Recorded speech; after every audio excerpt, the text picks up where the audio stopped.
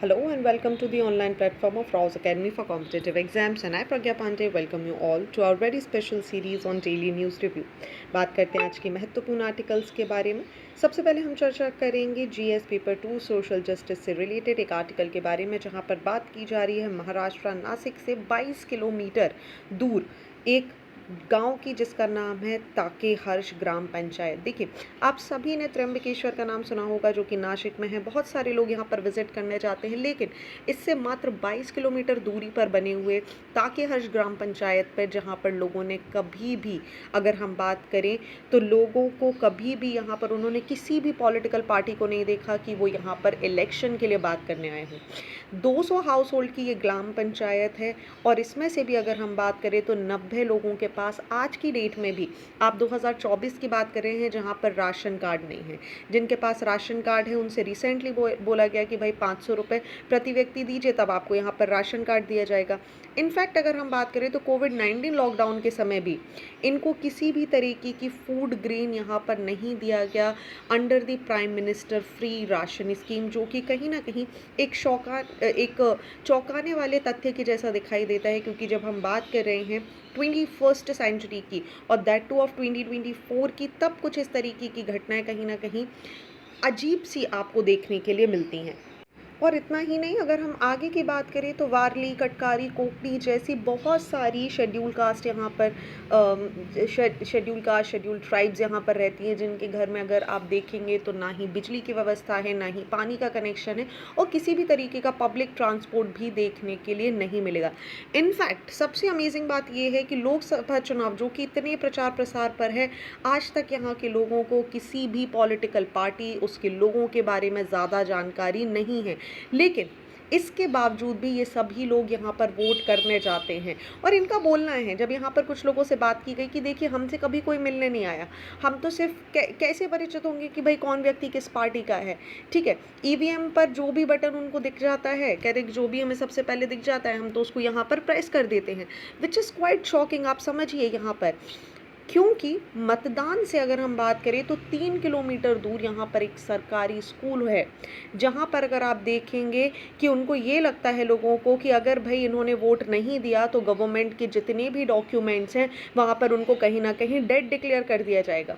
तो लोग इस डर से यहाँ पर वोट देने जाते हैं कि अगर हम वोट नहीं देंगे तो कहीं ऐसा ना हो कि जितने भी डॉक्यूमेंट है उससे हमारा नाम काट दिया जाए और कहीं ऐसा ना हो कि हमारा पूरा का पूरा जो अस्तित्व है वो खतरे में आ जाए, विच इज़ क्वाइट शॉकिंग जब हम इन सारी चीज़ों के बारे में बात करते हैं। अदर देन दैट, यहाँ पर जब लोगों से बात की गई तो उन्हें किसी भी तरह की चीज़ों के बारे में नहीं पता। ठीक है, विधवा पेंशन योजना के बारे में नहीं पता, राइट, उनको आय प्रमाण पत्र के बारे में नहीं पता, मृत्यु प्रमाण पत्र, आधार कार्ड, बैंक खाता, पासबुक की बात करें या फिर रेसिडेंशियल प्रूफ जैसे अलग अलग डॉक्यूमेंट्स की बात करें, तो लोगों ने यहाँ पर ये तक चीज़ें जानकारी दी हैं कि उन्हें हर चीज़ एक डॉक्यूमेंट बनवाने के लिए 100 से 500 रुपए देने पड़ते हैं, which is again very much shocking, right. So ये आपको एक चीज़ समझ में आएगी कि जब आप इस क्षेत्र की बात कर रहे हैं तो जो नासिक में भी त्र्यंबकेश्वर जैसी जगह से मात्र 22 किलोमीटर दूरी पर है, यहाँ के लोगों की कंडीशन कितनी दयनीय है, राइट। यहाँ पर लोगों के पास भत्ता नहीं है, बेरोजगारी की जैसी सिचुएशन है। मतलब 15 दिनों के भीतर जब हम बात कर रहे हैं कि लोगों को रोज़गार उपलब्ध कराया जाएगा, ऐसे में बहुत सारे लोग हैं जिनको रोज़गार तो नहीं मिला, लेकिन इस पर्टिकुलर हमारी मनरेगा स्कीम के तहत मिलने वाला जो यहाँ पर 15 दिन का वेतन भत्ता है वो भी लोगों को नहीं दिया गया है।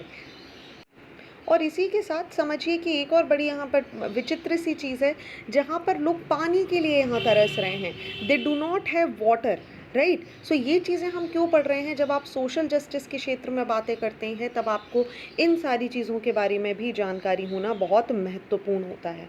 चलिए बात करते हैं अगले आर्टिकल के बारे में, जो कहीं ना कहीं हमारे इंटरनेशनल रिलेशन, इंडिया और उसकी नेबरहुड पॉलिसी और गवर्नेंस जैसे टॉपिक से यहाँ पर संबंधित है। बात करते हैं, गवर्नमेंट यहाँ पर स्पेंड करने वाली है 2 करोड़ पर kilometre on road along the China's border. देखिए, गवर्नमेंट हमारे यहाँ पर क्या करने वाली है, कहीं ना कहीं 2 करोड़ रुपए प्रति किलोमीटर के हिसाब से रोड कंस्ट्रक्शन के लिए along the China border in Uttarakhand in Sikkim under the vibrant village programme, जो कि भारत का एक बहुत ही महत्वपूर्ण कनेक्टिविटी बिल्डिंग प्रोग्राम है उस पर यहाँ खर्च करने वाली है। पिछले 5 महीने में अगर आप बात करेंगे तो मिनिस्ट्री ऑफ होम अफेयर्स ने 113 रोडों को सैंक्शन किया है वीवीपी इस प्रोग्राम के अंतर्गत अरुणाचल प्रदेश, उत्तराखंड और सिक्किम में। इम्पॉर्टेंट है क्योंकि चाइना बॉर्डर के आसपास हमें अपनी कनेक्टिविटी यहाँ पर इस्टेब्लिश करनी होगी। अगर हम इस तरीके की एक्टिविटी नहीं करेंगे, अपने आप को डेवलपमेंट नहीं करेंगे, तो कहीं ना कहीं आप देखिए चाइना के स्ट्रेंथनिंग प्रोग्राम की वजह से इंडिया को प्रॉब्लम हो सकती है। अब अगर हम इन एरिया की बात करें तो ये अपने आप में वाइब्रेंट विलेज प्रोग्राम जो कि सेंट्रली स्पॉन्सर्ड एक स्कीम है, जैसे union budget 2000 give me a second जिसे यूनियन बजट 2022 और 23 में यहाँ पर शुरू किया गया था ताकि डेवलपमेंट हो सके विलेजेस का, नॉर्दर्न बॉर्डर्स का, और साथ ही जो क्वालिटी है लोगों की इसके आसपास उसको भी यहाँ पर सुधारा जा सके। ऐसे में जितने भी बॉर्डर एरियाज़ हैं हिमाचल प्रदेश, उत्तराखंड, अरुणाचल प्रदेश, सिक्किम और लद्दाख के, उनको यहाँ पर कवर किया जा रहा है और लगभग 2963 गाँव और 663 को ऑलरेडी यहाँ पर कवर किया जा चुका है। वाइब्रेंट विलेज एक्शन प्रोग्राम की बात करें तो कहीं ना कहीं डिस्ट्रिक्ट एडमिनिस्ट्रेशन के लिए काम करेगा with the help of gram panchayat, और यहाँ पर किसी भी तरह का बॉर्डर एरिया डेवलपमेंट प्रोग्राम के साथ कोई भी हस्तक्षेप नहीं होगा। इस स्कीम का मुख्य उद्देश्य है आइडेंटिफाई करिए और जितने भी इकोनॉमिक डाइवर्स हैं, लोकल, नेचुरल, ह्यूमन या दूसरे रिसोर्सेज बॉर्डर विलेजेस के आसपास इन दी नदर्न बॉर्डर, इसको यहाँ पर इन्हेंस करना है। अलॉन्ग विद दैट कहीं ना कहीं एक जो डेवलपमेंट है, जो ग्रोथ है, वो हब एंड स्पोक मॉडल पर काम करेगी through the promotion of social entrepreneurship. Empowerment की बात किया जाए, यूथ की बात किया जाए अगर, और विमेंस की बात किया जाए तो स्किल डेवलपमेंट के थ्रू यहाँ पर सभी को स्ट्रॉन्ग होल्ड प्रोवाइड करना, इसके अंतर्गत हमें काम देखने के लिए मिलेगा। साथ ही कहीं ना कहीं टूरिज्म पोटेंशियल को यहाँ पर बढ़ाना है ताकि लोकल कल्चर और ट्रेडिशन, नॉलेज और हेरिटेज को यहाँ पर बढ़ाया जा सके। Along with that sustainable agro agriculture business plan को यहाँ पर लाना है। One village one product concept यहाँ पर लेकर आना है with the help of cooperative NGOs and other different units, और ये आपको पूरी की पूरी चीज़ें देखने मिलेंगी इस पर्टिकुलर प्रोग्राम के अंतर्गत। चलिए moving on to the next article of the day जो कि हमारे साइंस एंड टेक से संबंधित है। एक वॉर्म की बात कर रहे हैं जो कि डेवलप हो रहा है, फूड हैबिट्स और इसकी ऑफ स्प्रिंग, इनहेरिटेंट देम की, इन सारी चीज़ों की यहाँ पर चर्चा करेंगे कि आखिर ये क्या चीज़ें हैं एक एक करके डिटेल में कर रहे हैं। सेनोर हैबिडिटीज एलिगन्स, सी एलिगन की, जिसको अफेक्शनेटली निकनेम दिया गया है the worm by the researchers, जो कि अपने आप में एक free living transparent round worm है बिकॉज उसकी जो अपने आप में गोल दिखाई देता है, इसी वजह से इसे राउंड वॉर्म यहाँ पर बोला जा रहा है और वाइडली इसे यूज़ किया जाता है बायोलॉजिकल रिसर्च में, और इसकी बहुत सारी डिस्टिंक्शन यहाँ पर देखी गई हैं। पहली बात करें तो ये फर्स्ट मल्टी सेलुलर ऑर्गेनिज्म है with the sequence genome. Scientist ने यहाँ पर आइडेंटिफाई किया है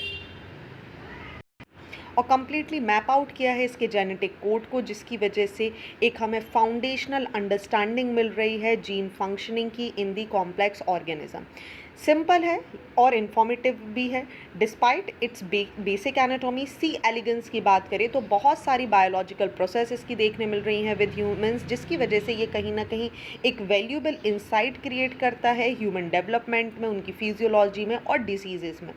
भाई अगर हम बात करें तो ये जो एलिगेंस है ये कम्प्लीटली एक एंटायर लाइफ साइकिल लेके चलती है, मतलब फर्टिलाइजेशन ऑफ एग की बात करें to the adult in 3-5 days, और ये रैपिड डेवलपमेंट कहीं ना कहीं अलाउ करता है साइंटिस्ट को कि एक मल्टीपल जनरेशन क्या हो रही है with a shorter period of time, उसको यहाँ पर समझा जा सके।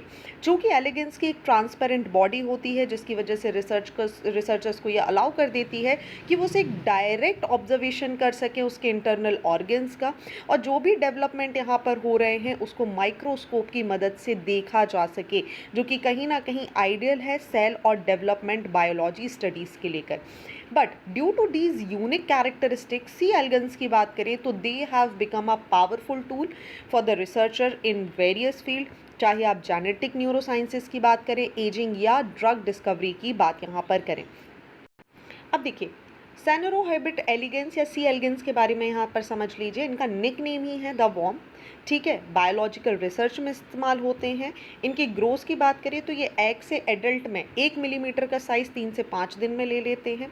ठीक है, ये यहाँ पर लर्न करते हैं टू अवॉइड हार्मफुल बैक्टीरिया। ये एक्सपोज होते हैं डिसीज़ कॉजिंग सुडोमन वेरोसिसिस बैक्टीरिया जैसी चीज़ों से आपको देखने के लिए मिल जाते हैं। सिमिलर फाइंडिंग्स ऑब्जर्व यहाँ पर की गई हैं previously with the P aeruginosa bacteria, जो कि अलग अलग जगह पर डीएनए और आरएनए को समझने में हेल्पफुल होते हैं। वहीं आगे अगर हम बात करें तो स्यूडोमोनास ब्रेविवोनेसिस एक तरीके की डिसीज कॉजिंग बैक्टीरियम है जो कि हमें सी एलिगेंस के नेचुरल एनवायरनमेंट में देखने मिलती है। रिसर्चर्स ने पाया कि ये जो पी वेरेनोसिस है ये कहीं ना कहीं एक स्मॉल आरएनए मॉलिक्यूल यहाँ पर क्रिएट कर रहा है जिसे हम एस आरएनए के नाम से जानते हैं। जब ये वॉर्म यहाँ पर इंजेस्ट हो जाती हैं, ये जो स्ट्रेन है ये यहाँ पर क्या क्रिएट कर देते हैं एस आरएनए, और ये एस आरएनए इसके बाद ऑल्टर हो जाता है वॉर्म की फीडिंग बिहेवियर में, राइट। उसका जो पॉइंट ऑफ ओरिजिन है, किस तरीके से द वॉर्म जानता है कि इसको कैसे जाना जाए, कैसे अवॉइड किया जाए फीडिंग ऑन इट्स बैक्टीरियम, और अपने आप को किस तरीके से यहाँ पर बचाया जा सके। सो रिमार्केबली ये जो लर्न अवॉइडेंस बिहेवियर है ये यहाँ पर पाया गया to be transmitted to the trained worms progeny, to the grand progeny, then the great grand progeny and the great grand progeny। ये एबिलिटी कहीं ना कहीं डिके हो रही है only from the 5th generation. So same team ने यहाँ पर रिसर्च किया, प्रीवियसली इन्होंने डिस्कवर किया कि ये जो ट्रांस जनरेशनल एबिलिटी है सी एलिगन वॉर्म्स में अगेंस्ट दी पी एरोगनिस्टिक बैक्टीरिया, जिसको हम जो कि यहाँ कहीं ना कहीं सेम चीज़ है जो कि ह्यूमंस में भी डिजीजेस क्रिएट करता है, राइट। तो ये बहुत इंपॉर्टेंट है समझना कि how this avoidance behaving is protecting them, right. अब यहाँ पर अगर हम समझें थोड़ा कि भाई डीएनए और आरएनए यहाँ पर क्या होता है, which is also important. So DNA एक molecular like a big ladder है जो कि 2 साइड रेल्स की तरह या स्ट्रैट्स की तरह काम करता है। अगर हम बात करें तो ये कहीं ना कहीं long series of alternating units होती हैं फॉस्फेट और शुगर डीऑक्सीराइबोज मॉलिक्यूल्स की। ईच शुगर यूनिट की बात करें तो ये यहाँ पर अटैच होती है to the one of the 4 chemical base जिन्हें हम एडिनाइन, साइटोसिन, ग्वेनाइन और थाइमीन के नाम से जानते हैं। ये जो एएस की अगर हम यहाँ पर बात करें या सीएस की यहाँ पर बात करें ऑन दी वन स्ट्रैंड, ठीक है, are bonded with the Ts and Cs, right. यहाँ पर ए सी एस जी टी ये सब आपको अलग अलग केमिकल बेसिस के नाम देखने मिलेंगे on one other by the hydrogen bond, और ये बॉन्ड कहीं ना कहीं एक रंग यहाँ पर क्रिएट करते हैं ताकि ये स्ट्रैंड एक दूसरे के साथ देखने मिल सके। In contrast to DNA, RNA की बात करें तो ये हाफ लेडर होता है या एक कॉम्ब की तरह आपको देखने मिलता है। इसकी जो स्पाइन होती है ये आपको ऑल्टरनेटिक यूनिट ऑफ फॉस्फेट और शुगर राइबोस की देखने के लिए मिलती है। जहां हम डीएनए में बात कर रहे थे तो फॉस्फेट के अलावा आपको शुगर डीऑक्सीराइबोस देखने मिल रहा है, यहाँ पर शुगर राइबोस आपको देखने के लिए मिल जाते हैं। और सारे राइबोस की अगर हम बात करें तो एक दूसरे से अटैच होते हैं वन ऑन द 4 बेसिस ए सी जी और यूरिडिनिन, राइट। तो यहाँ पर एडेनिन भी है, साइटोसिन भी है, ग्वेनिन भी है, और इसके अलावा अगर आप बात कर रहे हैं तो यूरिडिनिन भी आपको देखने के लिए मिल रहा है which just out from the strands like कॉम्स्टाइन्स। एक सेल की बात करें तो ये कॉपी करते हैं सीक्वेंस को एएस टीएस सीएस जीएस आपको पता है in gene in the DNA into the sequence of Us As Gs and Cs in the RNA molecules, ठीक है। सो आरएनए को ही हम मैसेंजर बोलते हैं, मैसेंजर आरएनए के नाम से भी जाना जाता है। जो लेंथ होती है mRNA की ये कहीं ना कहीं कंपैरेबल होती है to that of the gene from which it is derived. mRNA की बात करें तो ये मूव करता है from the structure called ribosome where the cells assembles and corresponding protein, right. But not all the genes जो कि mRNA के साथ होते हैं वो प्रोटीन नहीं होते हैं।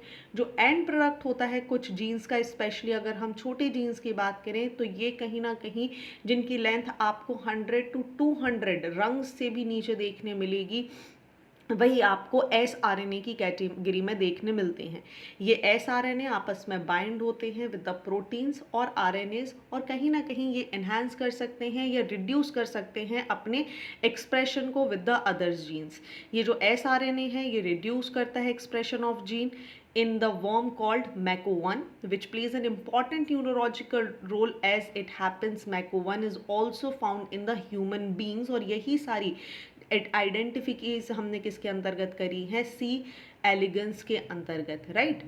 दूसरा अगर हम बात करें तो एक दूसरा सूडोमोनास बैक्टीरियम पी मैंडोसिना की बात करें तो ये भी यहाँ पर वॉर्म्स में पाया जाता है, which habited but it does not cause disease.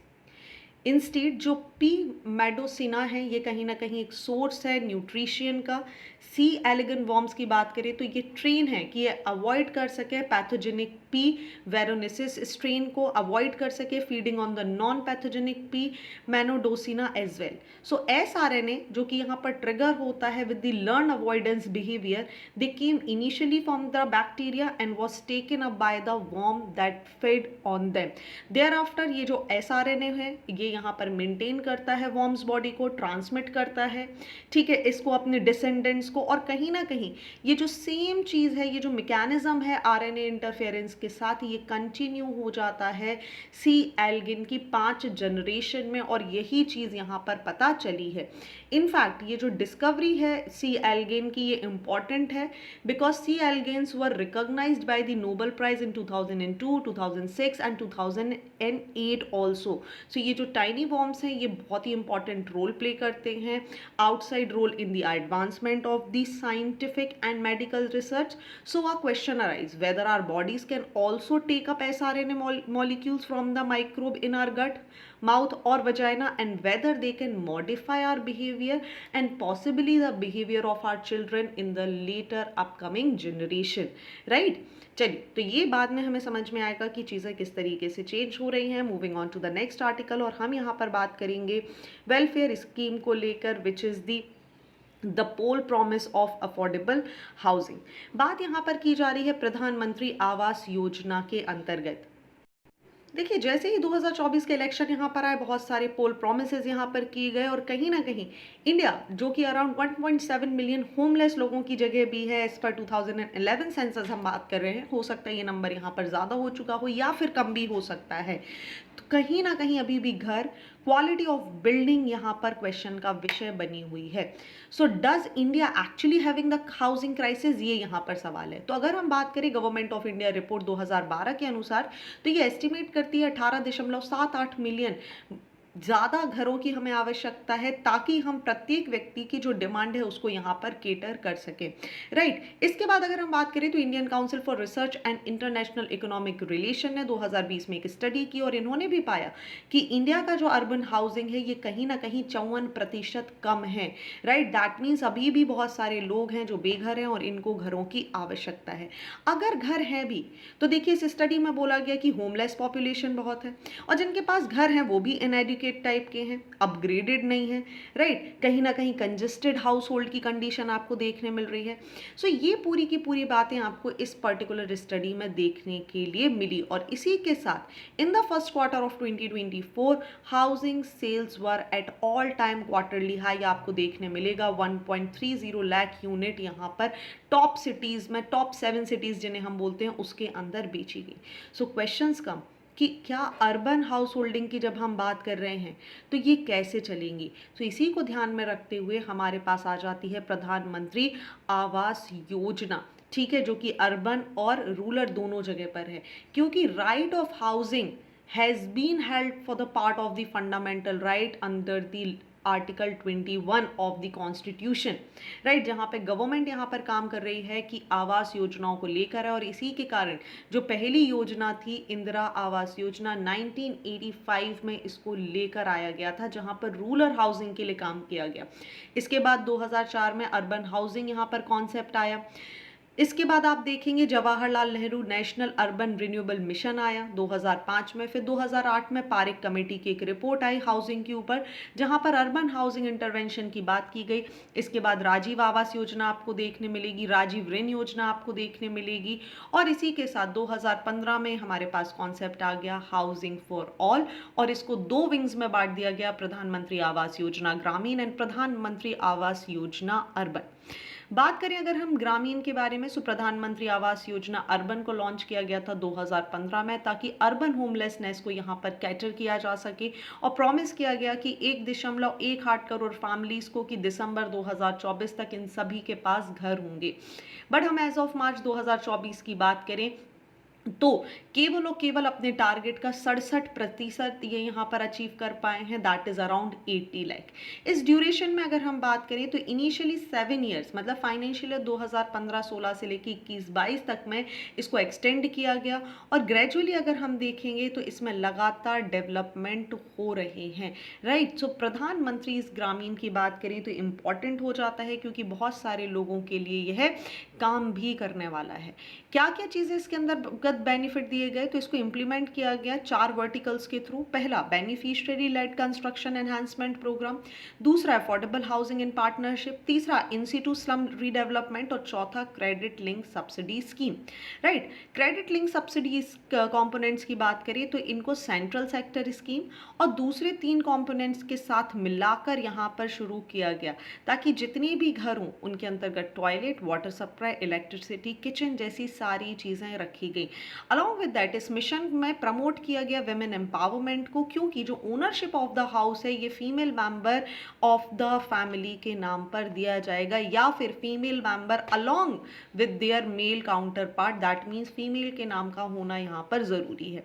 साथ ही यहाँ पर प्रेफरेंसेस दिए गए, जो डिफरेंटली एबल लोग हैं, सीनियर सिटीजन्स हैं, SCs, ST, OBC, माइनॉरिटीज़ हैं, सिंगल वुमेन्स हैं, ट्रांसजेंडर हैं, या सोसाइटी के जो वल्नरेबल या वीकर सेक्शन है उनको यहाँ पर ज़्यादा सहूलियत दी गई।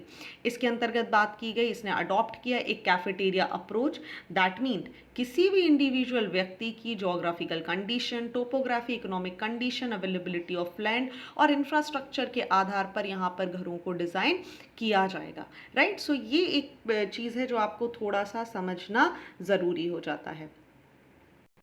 चलिए बात करते हैं एडिटोरियल के नेक्स्ट आर्टिकल के बारे में, जो कि ETF से संबंधित है। इम्पॉर्टेंट हो जाता है क्योंकि कहीं ना कहीं हमें इससे रिलेटेड प्रीवियस ईयर क्वेश्चंस भी देखने के लिए मिले थे, जो आपकी स्क्रीन पर आपको इस समय यहाँ पर देखने के लिए मिल रहे होंगे, राइट। चलिए समझते हैं इसका थोड़ा सा कॉन्टेक्स्ट। इंडिया के हम बात कर रहे हैं फ्री ट्रेड एग्रीमेंट के बारे में। नेगोशिएशंस चल रहा है कंट्रीज़ के साथ, अलग अलग यूनाइटेड किंगडम के साथ, यूरोपियन यूनियन के साथ, ताकि यहाँ पर एक ऑन गोइंग जो पार्लियामेंट्री इलेक्शन है इंडिया में उसमें ज़्यादा प्रॉब्लम नहीं आए। हाउएवर अगर हम बात करें इलेक्शन के पहले, कहीं ना कहीं इंडिया मैनेज हो चुका है कि वो क्लिंच करे एक हिस्टोरिकल ट्रेड डील। मार्च में इसने European union free trade association के साथ, आइसलैंड के साथ, लिथुआनियंस के साथ, नॉर्वे और स्विट्जरलैंड के साथ भी इस तरीके का ट्रेड एग्रीमेंट साइन किया था। न्यूली मिंटेड ट्रेड और इकोनॉमिक पार्टनरशिप एग्रीमेंट की बात करें, which we refer as the FTA, ठीक है, बिटवीन इंडिया एंड EFTA, ये एक्सपेक्ट की जा रही है कि एक और जो लेजिटिमेट यहाँ पर इन्वॉल्वमेंट है उसको यहाँ पर बढ़ाया जाएगा। ये इंपॉर्टेंट हो जाता है FTA between India and EFTA which is the European free trade association, क्योंकि ये कहीं ना कहीं इंडिया के लिए बहुत इंपॉर्टेंट सप्लाई, एनवायरनमेंट, लेबर जैसी कंडीशन क्रिएट करता है, और कहीं ना कहीं इंडिया को एक स्ट्रॉन्ग होल्ड प्रोवाइड करने का भी काम करता है।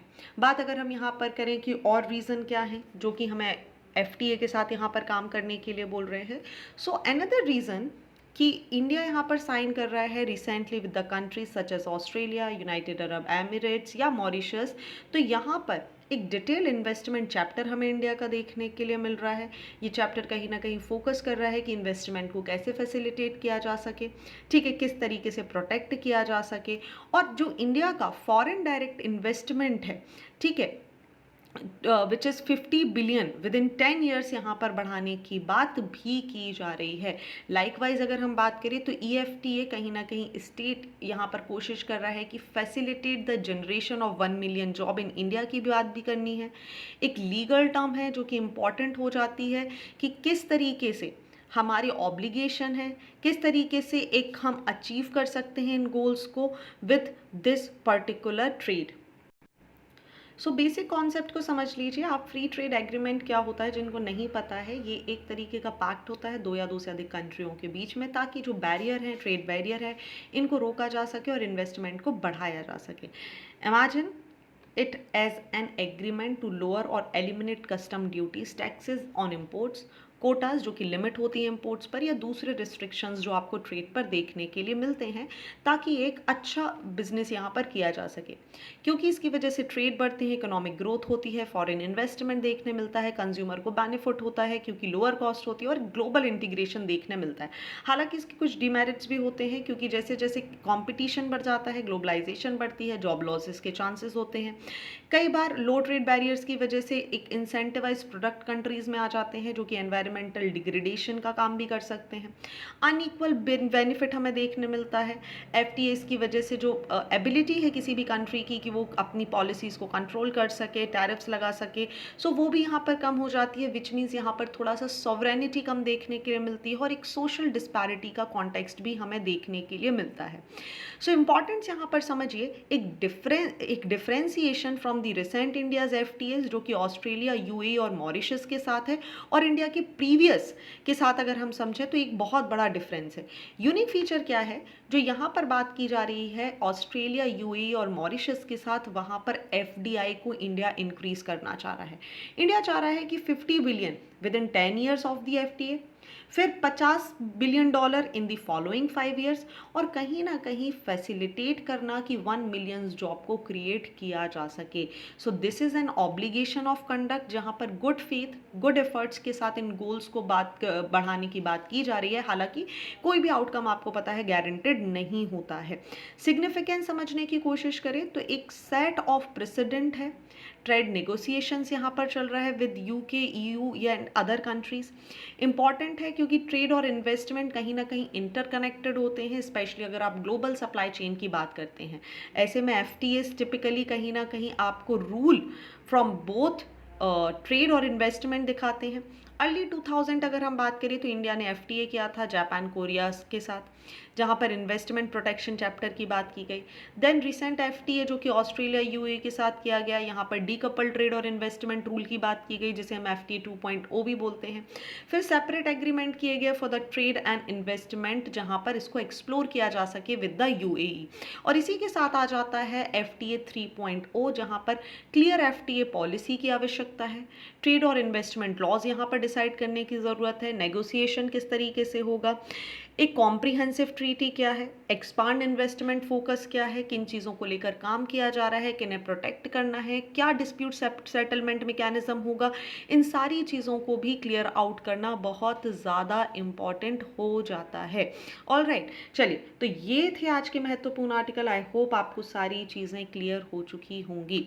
As I have already told you कि हम हर बार यहाँ पर मैपिंग की भी प्रैक्टिस करने वाले हैं, और इस बार मैप में हमारे पास है नॉर्थ अमेरिका, राइट। और नॉर्थ अमेरिका में हम बात कर रहे हैं inland drainage system and lakes के बारे में। ग्रेट बेसिन जो कि एरिया है रॉकी माउंटेन्स में, that has rivers which do not reach to the coast but terminate in the land, और इसी का आपको एक ड्रेनेज सिस्टम यहाँ पर देखने मिलेगा। ये स्मॉल सीजनल और सलाइन लेक्स आपको देखने के लिए मिल जाएंगी। चूँकि अगर हम लेक्स की बात कर रहे हैं तो lake Michigan, lake superior, lake Huron, lake Ontario और लेक इरी, टॉप 5 लेक्स आपको यहाँ पर नॉर्थ अमेरिका में देखने के लिए मिल जाती हैं, जो कि बहुत इंपॉर्टेंट होती हैं। आपको इसकी लोकेशन यहाँ पर पता होनी चाहिए बहुत ही clearly. Lake Erie, Ontario, Canada, Michigan, New York, Ohio, Pennsylvania, USA में आपको देखने मिल रही है। लेक ह्यूरॉन की बात करें तो ये आपको Ontario, Canada, Michigan, USA, Lake Ontario in Ontario, New York in the USA, Lake Saint Clair in Ontario and Michigan in the USA, और लेक सुपीरियर, मिशिगन, मिनेसोटा और विस्कॉनिस यूएसए में आपको देखने के लिए मिल जाएगी। तो ये थे आज के महत्वपूर्ण आर्टिकल। आई होप आपको सारी चीज़ें क्लियर हो चुकी होंगी। So thank you for watching this video. Do not forget to hit like button, comment your valuable feedback and also press the subscribe button to never miss any updates. Please follow us on Instagram and Facebook. Links are given below in the description box. Thank you and see you soon.